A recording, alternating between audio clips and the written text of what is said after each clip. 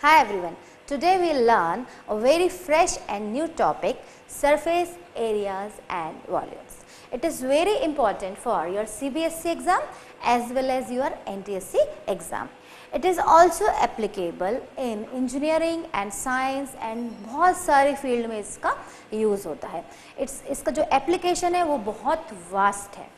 Specially ये हमारी daily routine life में भी बहुत ज़्यादा यूज़ में आता है. How that will learn in this lecture, right. उसके लिए मैं आपको कुछ बेसिक टर्म्स बताऊंगी जो बहुत ज़रूरी है इस सरफेस एरियाज एंड वॉल्यूम्स को समझने के लिए. दोस्तों, हमने बहुत सारे शेप्स अभी तक पढ़े, पिछले क्लासेस में भी पढ़े एंड मेरे पिछले लेक्चर्स में भी हमने पढ़े.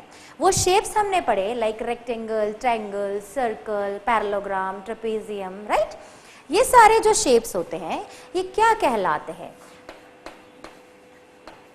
ये सारे शेप्स प्लेन फिगर्स कहलाते हैं. Why they are plane figure? Because we can easily plot or draw on the plane. उसका सबसे बेस्ट एग्जाम्पल है, this is a black board, this is my black board. इस पे मैं रेक्टेंगल ड्रॉ कर रही हूँ. इसी बोर्ड पर I am drawing square, triangle and I can draw very easily. The plane figure means those figures which can draw very easily on the plane surface पे, right? ये सारे shapes हमने पढ़े. क्या आपने कभी नोटिस किया कि ये शेप जो होते हैं इनकी क्या स्पेशलिटी है? वैसे हम प्रीवियस लेक्चर्स में इसको ले चुके हैं, but again I am repeating. In shapes की खासियत ये है कि इनमें दो डायरेक्शन होते हैं. आपने देखा होगा दो डायमेंशन होते हैं. अगर इस वर्टेक्स से हम देखें तो एक ये डायरेक्शन है, एक ये डायरेक्शन है. Means these are 2D shapes और figures. 2D. 2D means 2 dimensions. ठीक है. 2 डायमेंशंस मीन्स इनकी लेंथ है और ब्रेथ है. जब भी हम इन्हें ड्रॉ कर रहे हैं तो इनकी कुछ लंबाई है, कुछ चौड़ाई है. इसको हम इजीली ड्रॉ कर सकते हैं प्लेन पर. ये शेप्स तो हमने आसानी से समझ लिए. अब हम 2D शेप से डिफरेंट भी कुछ शेप्स होते हैं, वो कहलाते हैं सॉलिड फिगर्स. और 3D शेप्स ये क्या होते हैं? ये 2D है, मीन्स इनके 2 डायमेंशंस है, 2 डायरेक्शंस है, इनमें लेंथ है और ब्रेथ है. 3D मीन्स जिनमें लेंथ है, ब्रेथ है एंड हाइट भी है. अब ये हाइट कहाँ से आ गई अचानक से? अभी तक तो हमने जितना भी पढ़ा उसमें हाइट कहीं भी नहीं आ रही थी, तो ये हाइट कैसे आई आज हम इसे देखेंगे. देखिए, आप लोग कार्ड्स खेलते हैं समर वेकेशंस में. Generally we play cards, carroms etcetera etcetera. जब हम कार्ड खेलते हैं तो आपने नोटिस किया किस शेप का होता है card? Yes, it is a rectangle. I have 1 rectangle. Now 2, 3, 4. मैं एक के ऊपर एक जब मैं सारे रेक्टेंगल्स को रखती जा रही हूँ तो देखिए क्या शेप फॉर्म हो रहा है. एक स्टैक बन गया रेक्टेंगल्स का, एक बन गया, पूरा कार्ड्स कलेक्ट हो गए. ये जो शेप है रेक्टेंगल से बना है तो ये शेप कहलाएगा क्यूबॉइड. ठीक. सिमिलरली अगर ये रेक्टेंगल नहीं होते, स्क्वायर्स होते. एक और एग्जांपल मैं आपको दिखाना चाहूंगी. कुछ मेरे पास शीट्स हैं. ठीक है. ये शीट्स जो हैं ये स्क्वायर के शेप में है. This is a square. Yes. एक स्क्वायर के ऊपर अगर मैं स्क्वायर स्क्वायर स्क्वायर रखती जाऊंगी, अभी तो मेरे पास इतनी ही है, बट मान लीजिए मेरे पास बहुत सारी है, तो मैं क्या करूंगी? स्क्वायर के ऊपर स्क्वायर के ऊपर स्क्वायर पुट करती जाऊंगी. एक स्टैक बन जाएगा, एक लंबा चौड़ा फिगर तैयार हो जाएगा. That kind of figure is called cube, right. ये सारे फिगर जो हैं 3 डायमेंशनल फिगर कहलाएंगे. क्यों 3 डायमेंशनल कहलाएंगे उसका मैं आपको रीजन बताना चाहूंगी. अभी हमने ये कार्ड्स को एक के ऊपर एक जब रखा, सिंगल कार्ड था तो इसकी कोई हाइट थी नहीं. अभी एक दो और रखे तभी भी कोई हाइट, बहुत माइनर सी हाइट आई, बट जब हमने ये एक के ऊपर एक के ऊपर एक बहुत सारे कार्ड्स रखे तो देखिए एक हाइट क्रिएट हुई। मीन्स रेक्टेंगल था तो लेंथ तो थी, ब्रेथ भी थी, बट जब हमने एक के ऊपर एक बहुत सारे कार्ड्स रख दिए तो एक हाइट भी इन्वॉल्व हुई।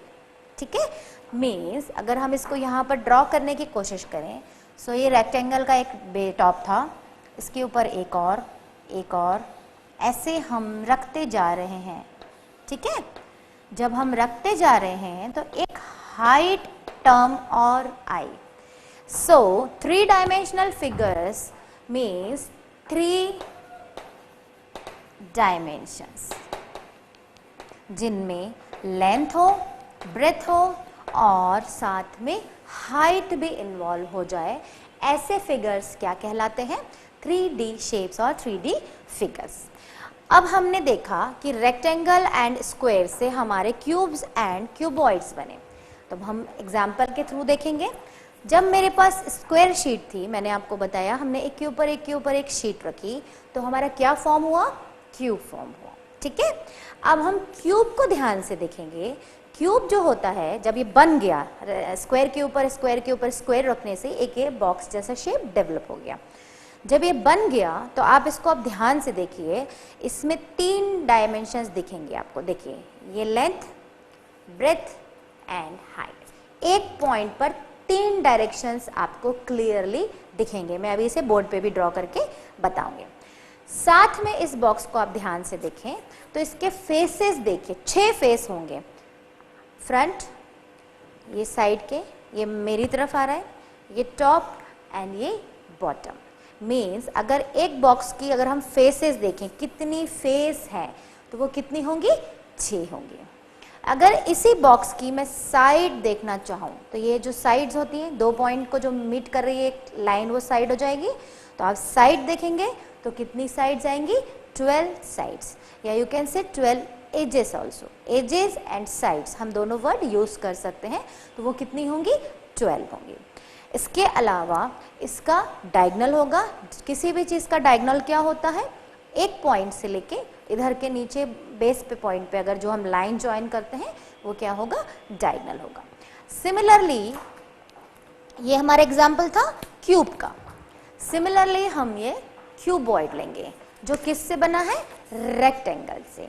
जब हमने एक रेक्टेंगल के ऊपर रेक्टेंगल पुट करते गए और एक स्टैक बनाया तो वो जो स्टैक जिस फॉर्म में बना दैट इज कॉल्ड क्यूबॉइड। ये हमने अभी देखा, राइट। सेम चीज इसमें भी होगी, इसकी भी 6 फेसेस होंगी, 4 ये, एक टॉप और एक बॉटम। सेम इसमें भी 12 साइड्स होंगी क्योंकि क्यूब एंड क्यूबॉइड बने तो रेक्टेंगल एंड स्क्वायर से ही है। ठीक है, तो इसमें भी 12 साइड्स होंगी और इसका भी डायगोनल होगा। इसमें वर्टेक्स भी होंगे जैसे उसमें थे, पॉइंट्स होंगे, तो ये आप पॉइंट कैलकुलेट कर सकते हैं। तो ये 8 कोने, वर्टेक्स मीन्स कॉर्नर, कोने, तो वो कितने होंगे? 12 होंगे। ठीक है, अब हम इसको समझने के लिए कुछ हमारे एग्जाम्पल्स देखेंगे जो हम डेली लाइफ में यूज करते हैं। सबसे पहला एग्जाम्पल आपकी बुक्स एंड कॉपीज। ठीक है, cube and cuboid means 3D figures को समझने के लिए आप अपनी कॉपीज एंड बुक्स को बहुत ध्यान से देखिए। जब आप देखेंगे, फर्स्ट इज क्या है? ये rectangle. Second page is also rectangle. Third, fourth, fifth, 1000 of pages इस बुक में होंगे, वो सारे क्या है? रेक्टेंगल। बट रेक्टेंगल के ऊपर रेक्टेंगल रखने से ये क्या बन चुका है? Cuboid, right. क्यूबॉइड बना, इसमें लेंथ आ गई, ब्रेथ आ गई, हाइट आ गई, 6 फेसेस आ गई, वर्टेक्स आ गए और डायगोनल आ गया। ये क्या हो गया? क्यूबॉइड। ये क्यूबॉइड क्यों है? क्योंकि रेक्टेंगल से बना है। अगर यही स्क्वेरिक कॉपी होती तो वो क्यूब शेप का होता। ठीक है, और हमारे छोटे छोटे एग्जांपल्स डेली लाइफ के। आप जिस रूम में पढ़ रहे हैं, this is a classroom where I am teaching in a classroom.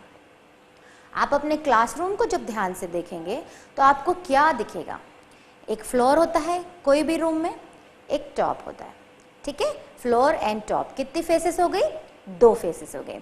And 4 walls होती हैं, 4 वॉल्स। कोई भी रूम में कितनी वॉल्स होती हैं? 4 वॉल्स। तो कितने फेस हुए? 4 walls and 2 top and bottom faces. तो कितने फेसेस हुए? 6 फेसेस, राइट। मीन्स हमारा जो रूम होता है it is also in cuboid shape या स्क्वेरिक, जैसा भी हो सकता है, depends on construction, but generally हमारे रूम जो होते हैं वो रेक्टेंगुलर होते हैं, मीन्स क्यूबॉइड के शेप में होते हैं। इसके अलावा आप जब भी ट्रैवल करते हैं, कहीं जा रहे होते हैं, तो आप बहुत सारी ऐसी चीज़ें देखते हैं जो क्यूब्स एंड क्यूबॉइड्स के शेप में होती हैं। कहीं आप साइन बोर्ड देखते हैं, आप लैपटॉप यूज़ करते हैं तो उसका जो टॉप होता है वो भी आइदर क्यूबॉइड होता है, जनरली लैपटॉप जो है वो क्यूबॉइड शेप में ही होते हैं। फिर आप जो ये बोर्ड यूज़ कर रहे हैं ये रेक्टेंगल है, तो इससे जो फॉर्म होगा वो क्यूबॉइड होगा। आप घर में इतनी सारी चीज़ें यूज़ करते हैं, आप टेबल पर पढ़ाई करते हैं तो टेबल का टॉप क्या है? रेक्टेंगुलर है, और पूरा टेबल जो है वो किस शेप में होगा? क्यूबॉइड के शेप में होगा। ऐसे बहुत सारे एग्जाम्पल्स होते हैं जो आप रोज़ में यूज़ करते हैं। आप गेम खेलते हैं स्नैक्स एंड लेडर्स और लूडो और बिजनेस गेम, तो आप डायस यूज़ करते हैं, डायस को ऐसे थ्रो करते हैं, तो डायस भी क्या होता है? क्यूब का ही एक एग्जाम्पल होता है। डायस भी ऐसा ही होता है।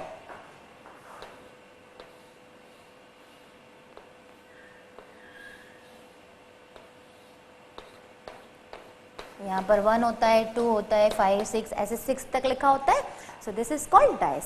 तो ये सारी चीज़ें जो होती हैं ये सब कौन से शेप में कंसीडर की जाती है? 3D shapes. So 3D shapes originated from 2D shapes, means हमें 2D का नॉलेज होना बहुत ज़रूरी है, तभी हम 3D शेप्स को समझ सकते हैं। इन दोनों में एक और डिफरेंस है कि इसको हम इजीली प्लॉट कर सकते हैं। इसको प्लॉट करने के लिए हमारी ड्राइंग बहुत अच्छी होना चाहिए, बहुत टफ है इसको प्लॉट करना। सिंपली क्यूबॉइड हम प्लॉट कर सकते हैं, बट बड़े बड़े क्वेश्चंस में जैसे अलग अलग जो शेप्स और फिगर्स आएंगे उनको प्लॉट करना हमारे लिए थोड़ा सा टफ होगा। तो 2D जो है वो प्लेन में इजीली प्लॉट हो जाते हैं। आज हम पढ़ेंगे क्यूब एंड क्यूबॉइड, इसलिए हम क्यूब और क्यूबॉइड को समझने के लिए रेक्टेंगल और स्क्वायर का एरिया और पेरीमीटर रिकॉल करेंगे, क्योंकि ये हमें वहाँ पर यूज में आएगा। रेक्टेंगल जो होता है इसका एरिया क्या होता है? लेंथ इनटू ब्रेथ, ठीक है, क्योंकि रेक्टेंगल की एक लेंथ होती है और एक ब्रेथ होती है।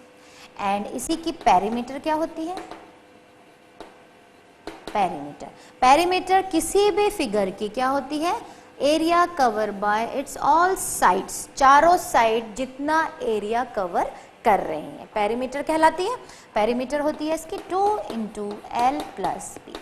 ये हमें ध्यान में रखना है क्योंकि 3D शेप्स में ये कहीं भी यूज में आ सकता है। सिमिलरली स्क्वायर का एरिया क्या होता है?